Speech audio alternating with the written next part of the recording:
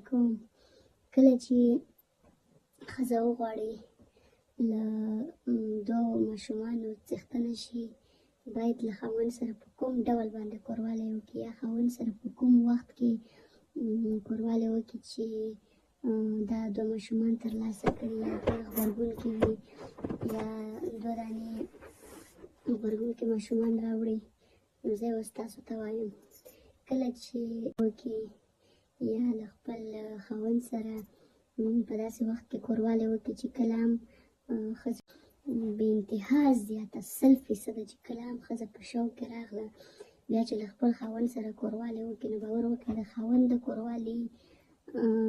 څیز او د ښځې د کوروالی څیز دا دواړه په خپلو منځو کې سره مقابله کوي. کله چې په خپلو منځو کې سره مقابله وکړي، که چېرته د ښځې مواد یا د ماشوم زړه ته زر داخل شو، باور وکړئ کله چې د ښځې مواد د خپل ځان مواد د ماشوم زړه ته زر انتقال شو، نو باور وکړئ په هغه وخت کې بیا ښځه کولی شي چې دوه ماشومان ترلاسه کړي. نو کله چې د ښځې مواد خپل زوی ته د کوروالي په حالت کې د خپل ماشوم زوی ته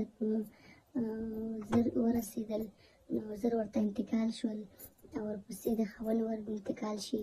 باور وکړئ په دې وخت کې ښځه کولی شي چې د دوه ماشومانو څخه استفاده وکړي، دوه ماشومان ترلاسه کړي. نو